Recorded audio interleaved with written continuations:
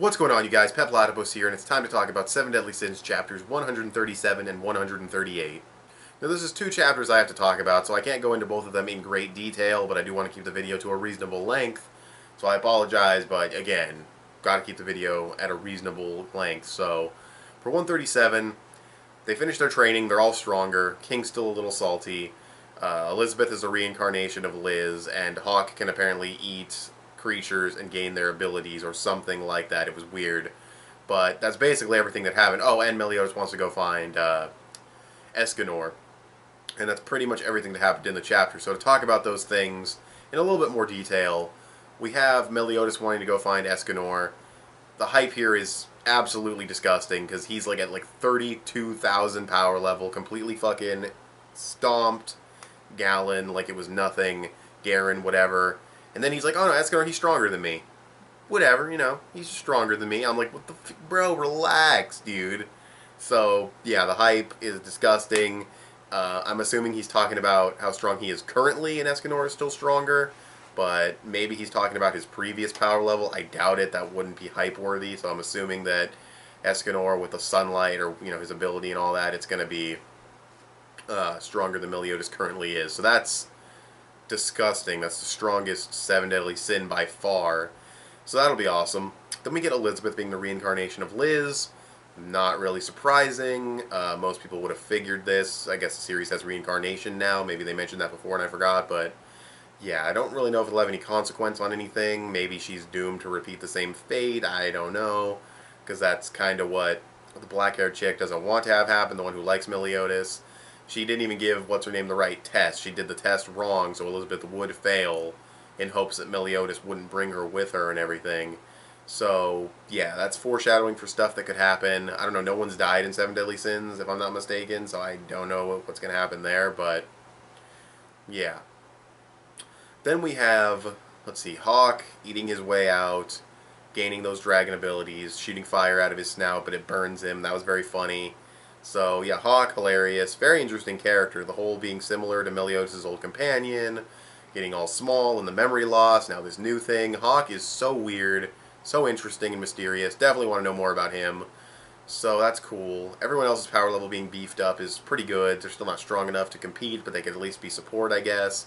Then you have, their appearances are more strange, like fucking, it was either Gowther or Arthur that has something stuck to their head. At least I could have pulled that out of my ass, but for some reason I remember that happening, but it's been a while since I read the chapter. And then Griamor's fucking tiny ass, like he's like a child now, so that's all weird stuff, but yeah, just have to see what happens there, but that's that part of the chapter, and that's pretty much the entire chapter. So I guess I'll move to 138. Well, let me talk about the technicals. The artwork was good as always. Nothing that's like super cleanly detailed, but it's 7 Deadly Sins art. It's good. You can tell what's happening. And then the progression from page to page was fairly fine. And yeah, it moved the story along a little bit in different directions, but you know, it was still kind of just setting up for what's to come. And this chapter is similar, but it's kind of moving forward at the same time. I just knocked something over with my elbow, but whatever. No fucking takes, King of Lightning style. No takes. Yeah, I mean, most anime people probably have seen King of Lightning. That's like one of his fucking famous quotes. No takes. Anyways, what the fuck was I talking about? Oh yeah, 138. This chapter is basically Bond's back. He wants to go to a city of thieves. I'll talk about that in a little bit more detail, especially, but so other than that, it's just Dreyfus versus these two dudes. Well, one's a chick. 3 guys, I guess. 2 dudes, 1 chick. And they all have, well, I don't know about the marriage guy, but 10 out of 10 for the mustache. But I don't know about his ability, but the girl and the other guy, unique but simple abilities, stuff we've seen before, but not too often. Basically, this chick can make you fall in love with her. It's Pokemon. If you play Pokemon and you know the charm move where they get infatuated and they can't attack, that's basically what it is. You fall in love with her, you can't attack her at all. That's interesting, simple, effective, overpowered. Don't know if she can do it to females, have to wait and see, but yeah. Her design is okay, she's whatever.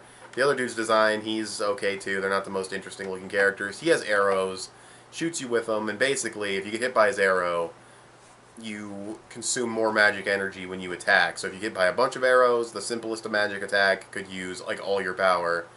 Again, pretty simple, pretty overpowered, or has the potential to be.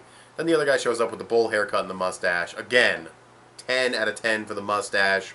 On some straight up Armstrong shit from Full Metal Alchemist, but his slash was so strong. Like, he took out Dreyfus, or Fraudulent, whatever you want to call him. Whoa, like, the fuck, dude? Like, that's a strong guy. Like, that's still the dude who did all that fucking stuff at the Capitol infiltration and everything. So, yeah, they work for some guy named Sir Denzel. That speaks volumes about how strong that guy is. As soon as I hear Denzel, I think Denzel Washington. I'm going to call him Denzel for now, but if he turns out to be black, he is Denzel Washington. Just know that I will be calling him that. But anyways, so yeah.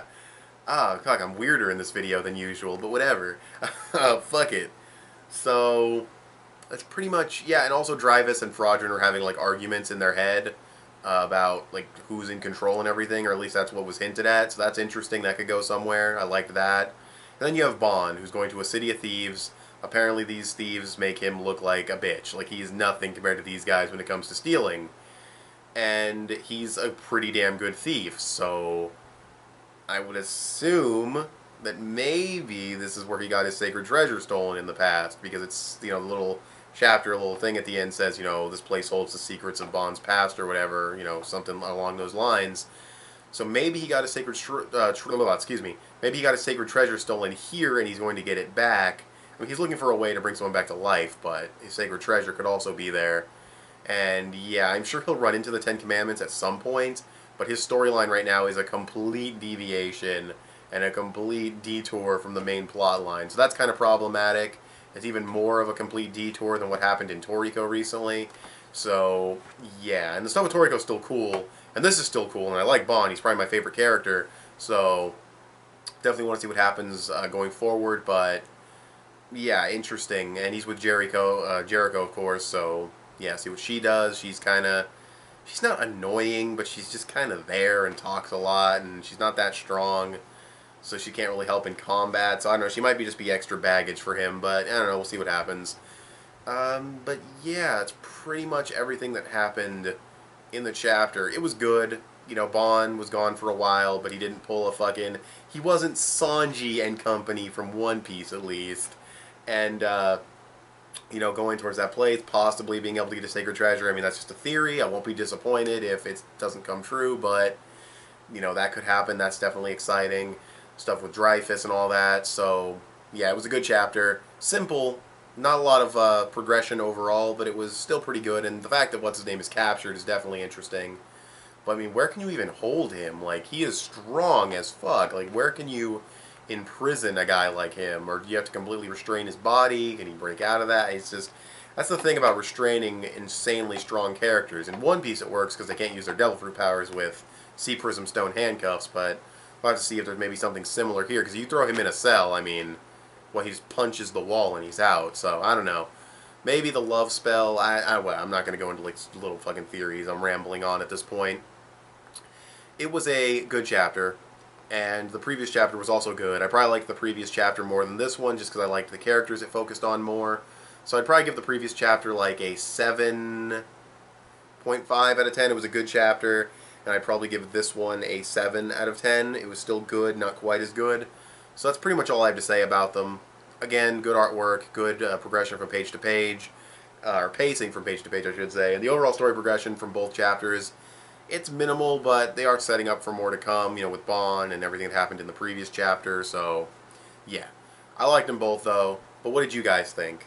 Thanks for watching this video. Tell me what you guys think of these chapters of the 7 Deadly Sins in the comment section below. Follow me on Instagram. I post things there sometimes. Give this video a thumbs up. That would help me out a lot. Subscribe if you haven't already, if you like what you've seen here. And I'll talk to you guys later. Bye.